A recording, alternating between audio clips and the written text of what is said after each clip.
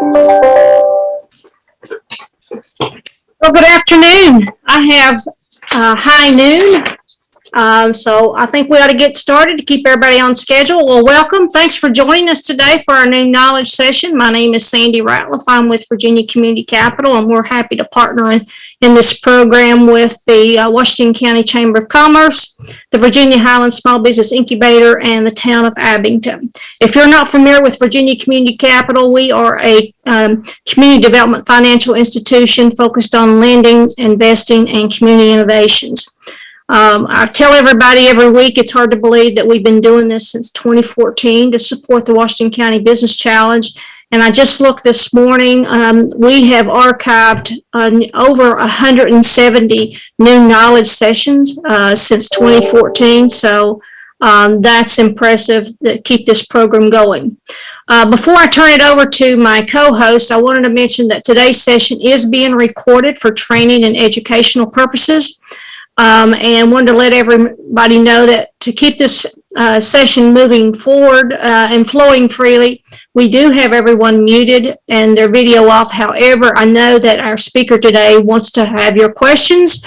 That's why we call this a hands-on session. So if you have questions, please post those in the Q&A section, and he will address those during the session.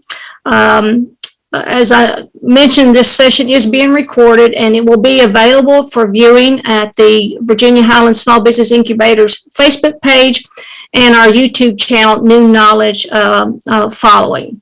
I'm going to turn it over to my co-host and partner in crime, Kathy Lowe. Kathy is the Executive Director of the Virginia Highlands Small Business Incubator, and she knows our speaker very well, and I'm going to turn it over to Kathy. So, thank you, Sandy, and thank you all for attending. Danny is probably one of the biggest QuickBooks experts I know, and I can attest to that because he transferred our books from QuickBooks Desktop to QuickBooks Online and walked us through some mistakes we made early on. Danny works at Spiegler Blevins and has been there for how many years, Danny? 10 or 11. I quit counting a long time ago. Yeah. And he's a fellow Emory and Henry graduate, so that just makes him an all-around good guy. I think if you have some questions from last week, Danny, would you prefer they ask them before you begin or after the session's over? It doesn't matter. If you want to hit me with them now, I'll try to go through them. Okay. Yeah, it probably help if you all have questions from last week and they're brief, ask Danny. If they're not brief, put them in an email and we'll get them to him. So without further ado, Danny Ruble. Well, hello, everybody. Hope everybody's doing well today. Similar to last week, I'm going to share a sample file here of Craig's Design and Landscaping Services. And this is the file that we'll be using to train with today.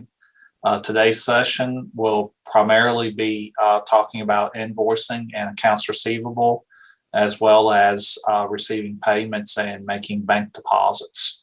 So as has been stated earlier, if you would, just post any questions you have in the Q&A, and I will do my best to get those answered. Similar to what we were discussing last week in using QuickBooks Online or any accounting software, getting your setup right from the beginning is really key to making your accounting software and QuickBooks Online function. So before I go through the process of showing you how to create invoices, I'm going to go through some of the setup processes. To get to the setup, you'll click on the gear icon in the upper right-hand corner, and you'll go to Accounts and Settings under your company. And under this section, we're going to today primarily take a look at the sales setup. And under the sales setup is where you have several setup options. You can, to a certain degree, set up how you want your invoice to look. And there is a template here that you can go through, and you can do everything from putting as much or as little information as you want on the invoice.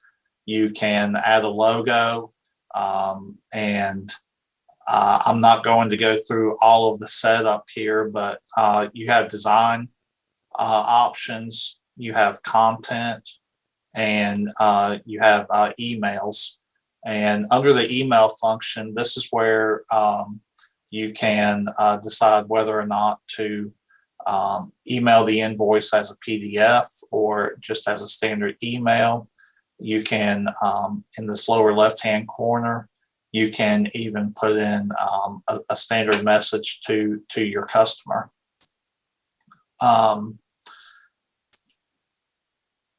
Pretty much once you've designed how you want your invoices to look, you'll just save it, and then you can make that invoice as the default.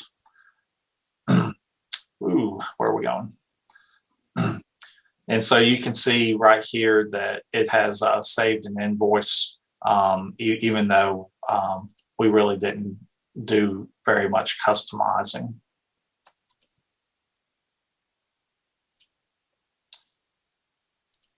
Also under the sales, anytime you see in a setup, anytime you see a pencil to the right side of the screen, that means that those are items that you can edit. On your invoice, you can determine what type of terms you want on your invoices. Are they due on receipt, or do you have net terms where you extend credit to customers? And this is where you would make that option. You have the option to print your invoices later, or to send later if you're sending those invoices via email as opposed to postage. You can turn shipping on or off, and within the you can also determine what kind of fields you want. You can customize your own transaction numbers, and you just click the button to turn that to green to turn that feature on. If you're choosing to use custom transaction numbers, or if you just want QBO to auto-generate transaction numbers for you, they generally increment in numbers of 1. You can just leave that feature off. You can decide whether to give discounts or not. Again, toggling these buttons, if they're green, that means they're on, and if they're gray, at least I think that's gray, that means it's off. Other options that you can, we'll just save those options. Other options, you can, if you're using if you're using QuickBooks Online to track inventory, you can track your inventory with your products. You can also turn on certain rules. I don't have many clients that use this feature, but I do know that it is available. Late fees, you can determine whether you want to automatically charge late fees to customers. And again, this is an option that you can turn on or off. There are some of these other items. The one that I like the best is probably the online delivery. I understand that This may not be ideal for the Postal Service, but I do think that a lot of customers prefer to receive invoices online, and it's just a little more environmentally friendly as opposed to printing paper out. I do highly recommend that when you do select the option to email customers, that you email them with a PDF attachment. And that gives your customers the ability to open and download that attachment or to save that attachment on their own PC. And I think that tends to be a little more friendlier than having to print the email. Also on statements, you have the ability to, at the bottom of the statement, you can either turn on or off whether you want the customer to know how long their account has been outstanding. Again, these are all features under the gear icon, which is in the upper right-hand corner. And when you go to that gear icon, if you'll go to Accounts and Settings, and all of those settings that we've just reviewed are under the sales options. The next item I wanted to cover under setup is, again, I like to use the gear icon. It is to go under list. And under our list, we're going to take a look at products and services. So with this sample client, these are the products and services that the client has set up. You can see that they have, under the type, they have both services set up as well as inventory. And within that, they have set prices for some. So we're going to take a look at their design template here. So I'm simply going to click Edit to the right-hand side. And under this setup, you give the name of the product or service that you're using. In this case, we're taking a look at the design. And this is what the description is, more or less what shows up on the invoice. And so you can see right here under the sales rate, they charge $75 for a custom design. You can determine what rate you want to charge for your services and or products. And to the right-hand side right here is the income account. And they have this already coded to go to the design income. And this will come in handy when we start generating invoices, because with this setup, you're not going to have to think about what account you want to put an invoice in. When you have your services and products set up, all you have to do is select that product or service when you're doing the invoice, and QuickBooks Online will take care of putting everything where it needs to go on the accounting side on the back end. Generally speaking, at least in Virginia, this may not be the case everywhere, but in Virginia, services are generally not taxable. So you can see that right now they're not charging any sales tax. But if when you're setting up your products or services, you can tell it whether to charge sales tax or not. Once you're done setting up or editing your products and services, you can either hit Save and Close, or one of the features in QuickBooks Online is anytime you see in green a drop-down arrow next to it, you can click the drop-down arrow, and that will give you additional options. Usually it's either to save and close or save and new. So if we wanted to create a new product or services, we would do save and new. And then at the top, this is where we would set up our new product. SKUs for any type of inventory that you're keeping track of.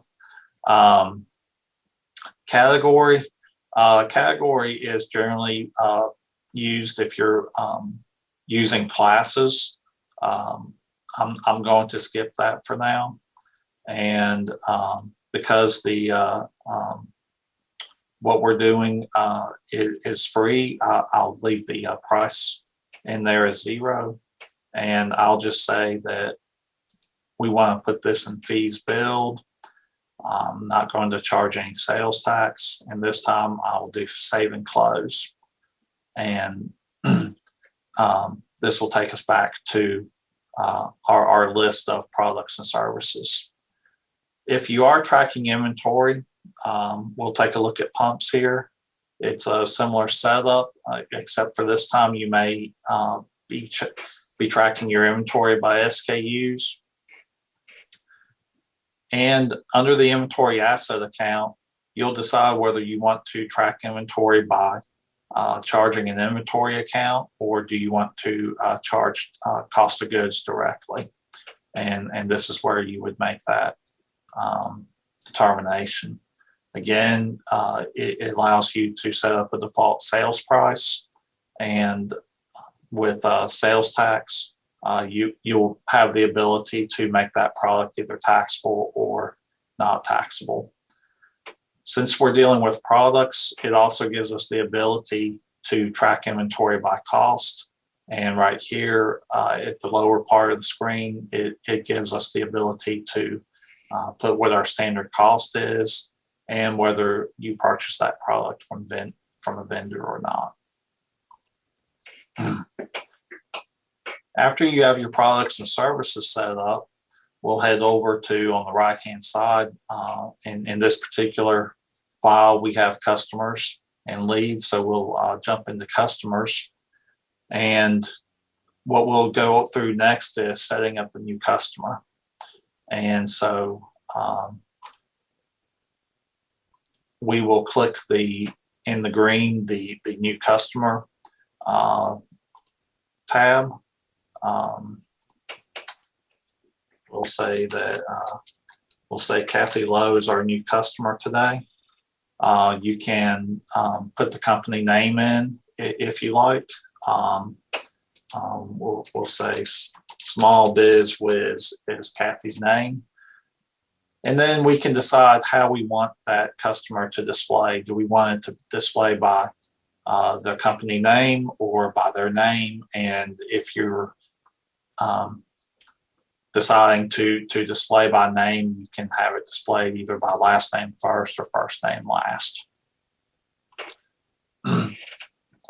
Right here is where the next item that I think is really key is to putting their email address in. This will come in handy when we're ready to email the invoice to Kathy. The rest of the information right here is really more or less up to you as to whether you want to use QuickBooks Online to store all of your customer data. It is quick and easy to put in their phone number, mobile number, or fax. Below, we'll scroll down some more. We have the ability to set up their address. And do you want to set, you can have both a billing address and a mailing address or shipping address if you're shipping product to them.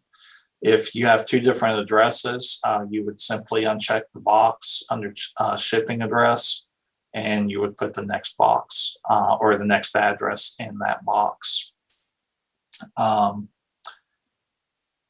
Other notes and attachments that you may want to put in here, if you've perhaps you've already agreed to a certain price list with a customer, you can certainly add that attachment in here for reference when you're going to that customer. Under the payment sections, under the primary, this is just information purposes primarily. That's really up to you whether you want to use that drop down or not. Terms for the customer. The terms that we discussed earlier in the setup process, that is a universal setup for your company file. You may have separate terms depending on who the customer is, and any setup within the customer will override what you may have set up in your default. So you may have some customers that you want paid immediately, so you would choose to do on receipt, or you have others that you may extend to 30 days. And so this is where you would put that. Under additional info, this is a feature that is probably underutilized in my opinion. Under the customer type, we don't have any customer type set up, but right here under taxes, this is where you would put whether they're taxable or not. And it looks like this particular company operates primarily in California and Arizona. And so by checking that box, it brings up the option of what sales tax rate do you want to charge. So depending on where that customer is or where you're doing business, it is where you would charge whether this customer is taxable or not. Pardon me for 1 second. I'm looking for additional information. But we will save Kathy for now. And this brings us to Small Biz Wiz. You can see that we don't have any transactions right now. Under the Small Biz Wiz, you'll see that we have a transaction list, projects, customer details, and the customer details is certainly where you'll keep most of your default information. To create invoices, we have several different ways to create those invoices. Since we're in Small Biz Wiz right now, we'll create an invoice from this screen. And again, in the green, we have new transaction. And when we click that, we have the options of what type of transaction are we doing. And so since we're focusing on invoices right now, we'll go ahead and select the invoice transaction. And most of the information above on this top part of the gray area is the default information from when you set the customer up. And you can see that right now there's not a billing address in there. You do have the ability to edit the information right here. You can, again, even though we have Small Biz Wiz set up as net 30, we can change the terms depending on, on an invoice by invoice basis. So it automatically creates the invoice date as today's date, and the due date is depends on what kind of terms you set. So if you depending on the terms, it automatically changes the due date. For Small Biz Wiz, I'm going to tab over to our product and service, and we're going. I'll just pick design for right now. Quantity can be sort of loosely defined. You can define quantity as number of hours or number of products. In this case, I'm going to say our quantity is hours, and so I'm going to change our quantity to 2 hours. The default rate was $75 an hour, and so that comes up to $150. Because we're in Virginia, I'm going to say that these services are not taxable, and so I'm going to uncheck the tax. But if it was taxable, you can either select what jurisdiction you're collecting sales tax in, or if you have that set up as default, it'll automatically calculate for you. So right now, I'm just going to uncheck the box for tax. Under attachments, you have the ability to click that link, and it will basically give you the ability to search your computer to find attachments. So it could be another invoice, it could be a picture if you've done a project and you want to include a picture. Pretty much any kind of attachment that is under 20 megabytes, you can attach to the invoice. Options on here at the bottom, you can print or preview the invoice. You can make this invoice recurring, or you can customize it further. I don't have Kathy's email address saved up here in the customer email, but if I did, the next step would be in the lower right-hand corner would be to save and send. Or you can click the drop down to the right of the save and send, and you can save the invoice and create a new invoice, or save it and close, or save and share a link. For right now, I'm going to choose the save and close.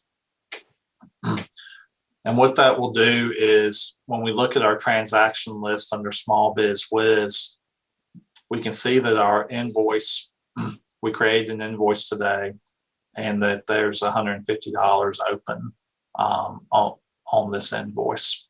The other way that you can create invoices is underneath the Intuit QuickBooks on the left-hand side is our new button. By clicking the new button right underneath customers, we can click invoice, and this will bring up the same screen that we were working with before.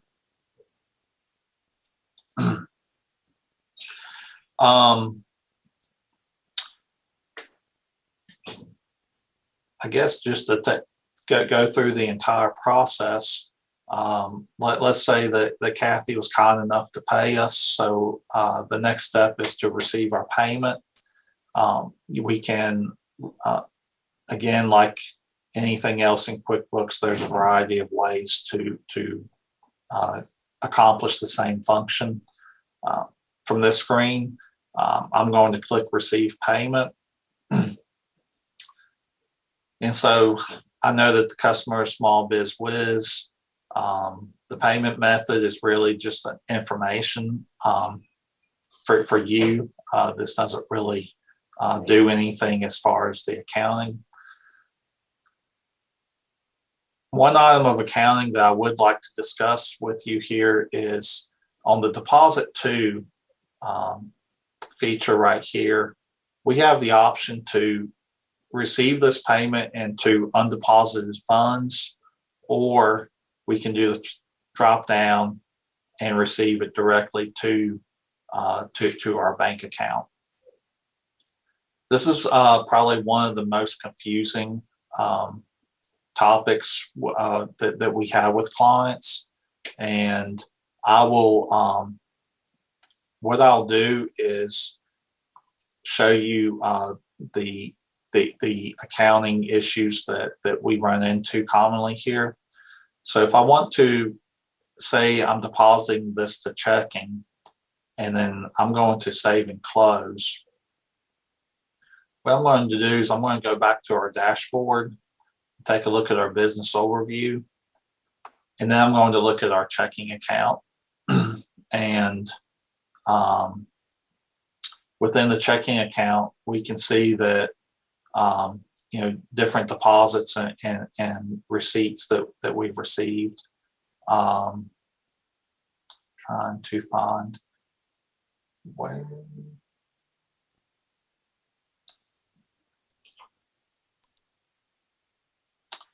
I'm sorry. Hey, Danny. Yep. can you see this, this question?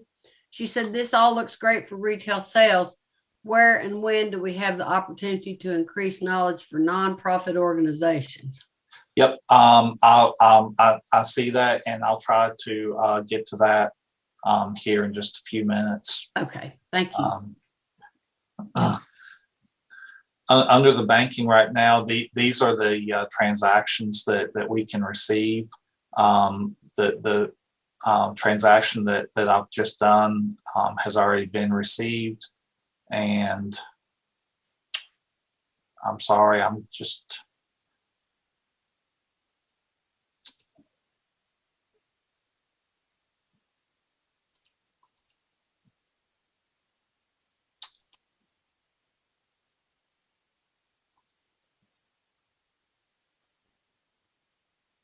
trying to just find the transaction real quick, accounting wise,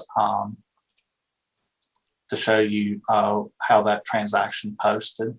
So right here, we can see that that transaction posted as $150 received, and that is directly into our checking account. And using undeposited funds, if we go back to customers and I want to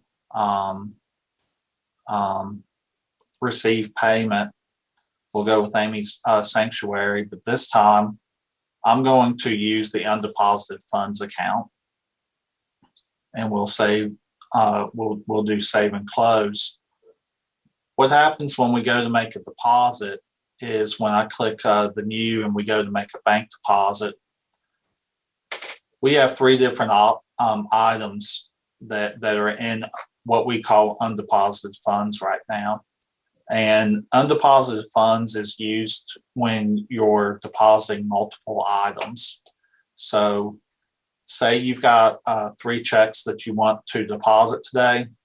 What happens is when you receive that deposit and you tell it to go to a checking account, if we had done that on these 3 items, it would have posted all 3 of these to our general ledger as 3 separate transactions.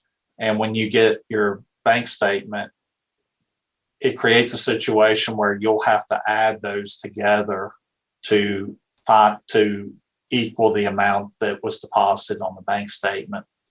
If I wanted to deposit, say, two of these items today, I would check these items right here that are in our undeposited funds. We see that the amount is $1,914.52. And when I do save and close, what is going to happen when we look at our general ledger is that item will show up in checking and our check register as a single deposit, as opposed to multiple deposits. And that makes reconciling your bank account a lot easier, because now this 1914.52 will show up. Your general ledger will match your bank, would actually hit your bank statement, and that will make reconciling your bank statement a lot easier. So far, all of these functions are also applicable to nonprofit organizations. We have several nonprofits that use QuickBooks Online, and even though this is a for-profit sample company, you can also create invoices and set up products and services within your QuickBooks Online. Not sure if that's what you're looking for as far as the nonprofit side, but creating invoices is going to be similar. Receiving payments is going to be very similar. Using the undeposited funds is going to be very similar. Yeah, I'll interject here. You know, we're a nonprofit, and everything that we are seeing on these screens are the same. It's just that Probably worded a little differently. Yeah, the invoices are called pledges. And so there's a little bit of a different wording, but the function itself is exactly alike. And there's a function on when you're setting all this up as to, you just check whether it's taxable or not. And so with nonprofits, it's not taxable. So the invoices don't add tax. So even the sales function is the same as far as what you're selling to the customer, or what, I guess donations, Danny, might be different. What would be? I think and I think instead of calling them customers, I think depending on which type of nonprofit selection you pick on QBO, they're probably called members. Instead of sales, they may be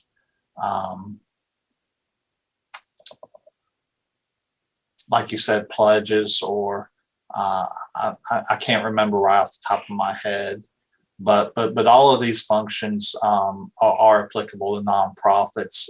It's that the nonprofit side uses different terminology.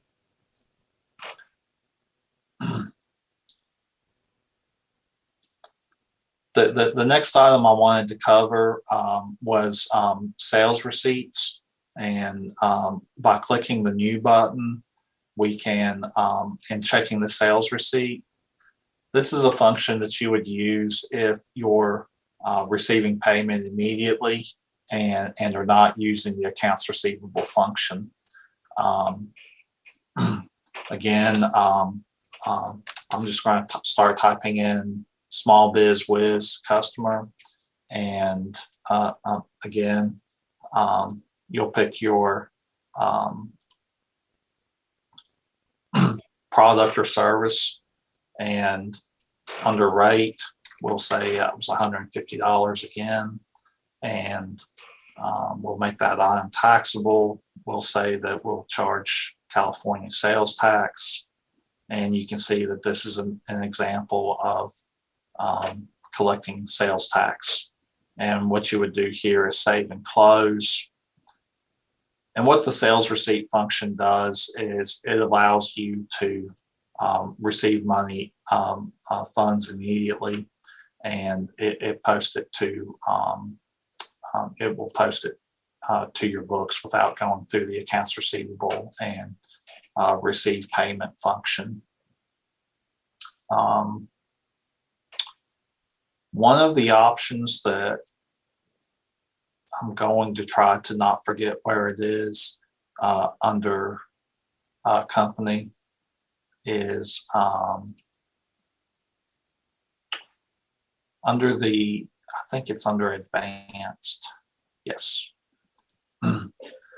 Under automation, this function, under the automation, the second item to automatically apply credits. This function, if turned on, will automatically apply credit memos to an outstanding invoice. And with this function on, I will show you an example of that. Again, I'm going to go to customers. We'll say, we'll check out Bill's shop here. And let's say that for some reason we're giving him a credit memo, and we'll say $50. So I'm going to go under new transaction. I'm going to create a credit memo.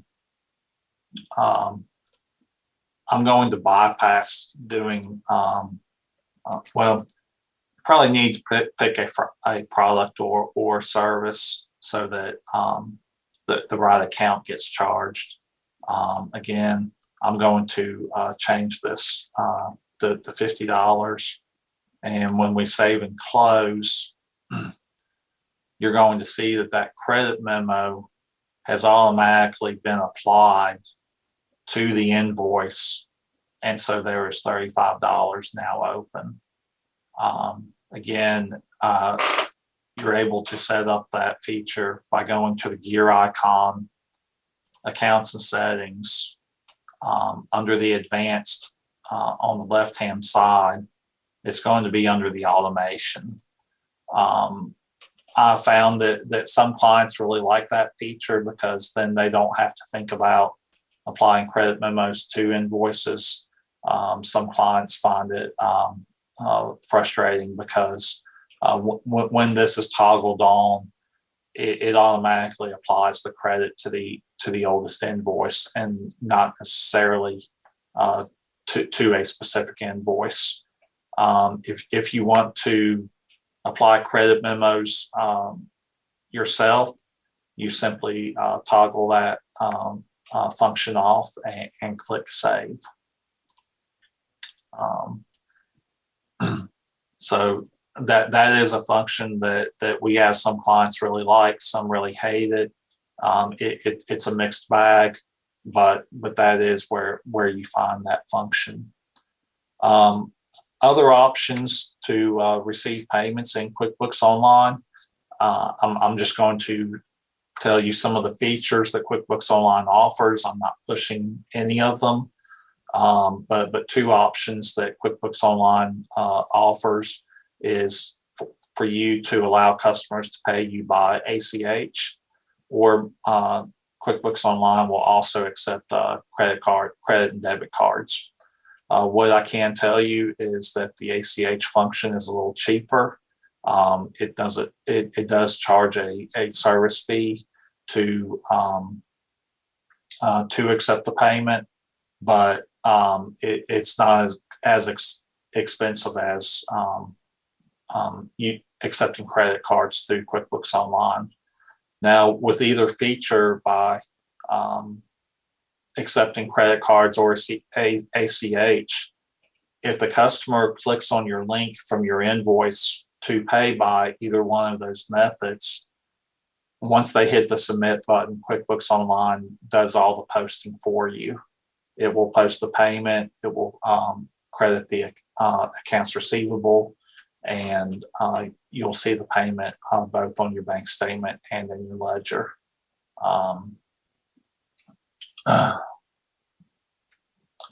I'm looking at a question that says to follow up about nonprofits. Can you change the titles? For example, sales. Yep. To answer that question, what I'm going to do is I'm going to stop sharing my screen for just a second.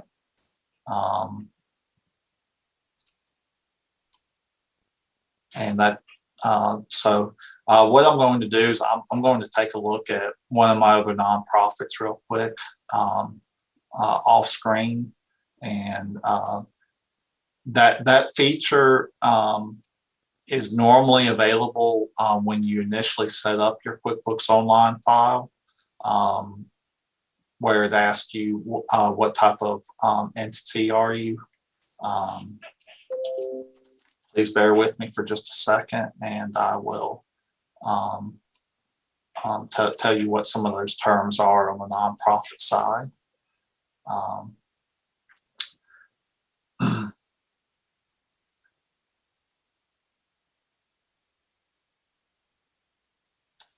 So on the nonprofit side, it'll generally say sales. You'll still have invoices. Instead of customers, you'll have members. On the reporting, instead of members' capital or retained earnings, you would have fund balance. Just looking at the setup real quick before I go back to my screen share.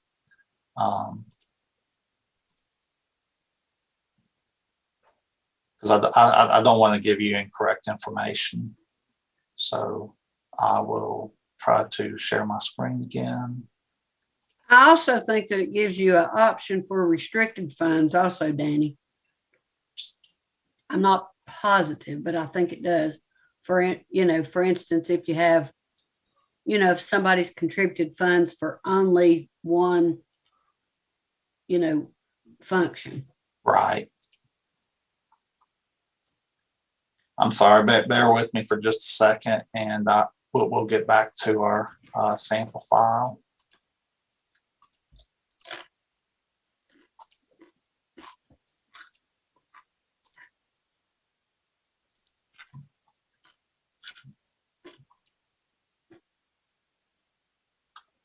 Were there any questions from last week that anybody had that that I can answer while I'm getting back to our sample file?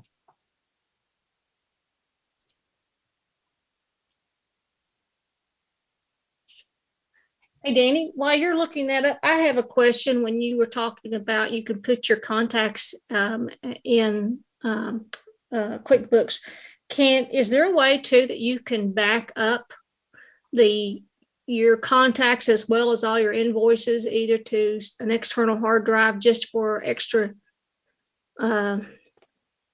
checks and balances if something should happen? Yes, that there is a way to download a backup that can be restored to a QuickBooks desktop, and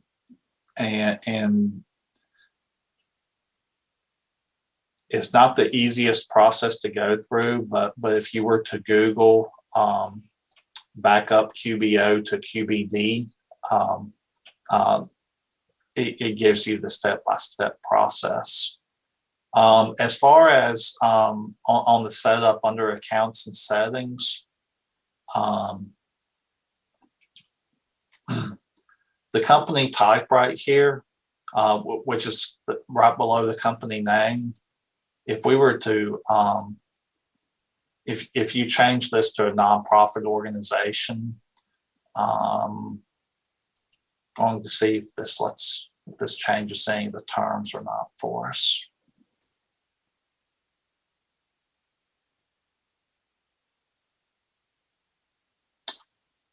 That by itself didn't change the terms, but I do know that when you initially set up your QuickBooks file, it will generally set those terms up for you. But as Kathy said, pretty much everything that I've covered will be applicable to nonprofits also, as far as setting up products and services. That is just about everything that I had on my list that I wanted to cover. I know it was kind of may have been a little too quick on some parts and maybe not enough time on some others. So if there's any other questions, I'd be happy to try to entertain those. Otherwise, I'll just thank everybody for being here, and we'll cover vendors and payments primarily on our next session.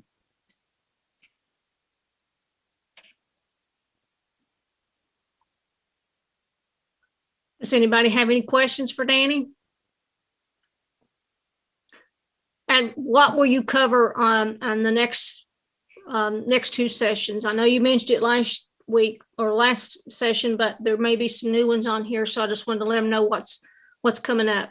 Yeah, the next session we're going since today we spent quite a bit of time on invoices and customers today. The next session will focus on vendors and payments. So today we talked about generating revenue and how to collect money, and next time we'll talk about the dreaded how to spend money.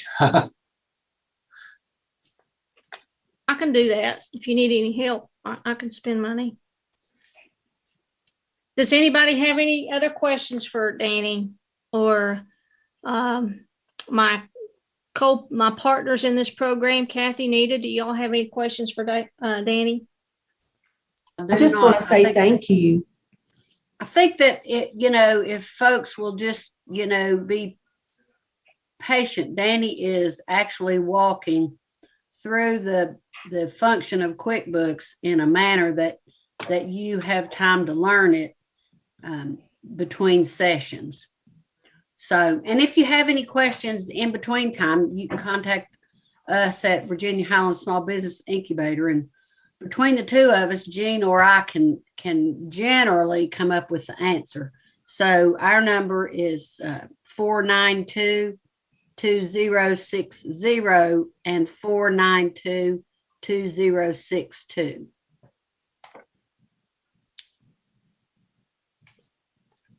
Sounds great. Well, Danny, I just want to just say again, thank you so much for sharing your precious time, but most importantly, your knowledge and experience and expertise in QuickBooks. And I just want to say thanks to everyone for joining us this afternoon. I hope you are leaving with some good tips.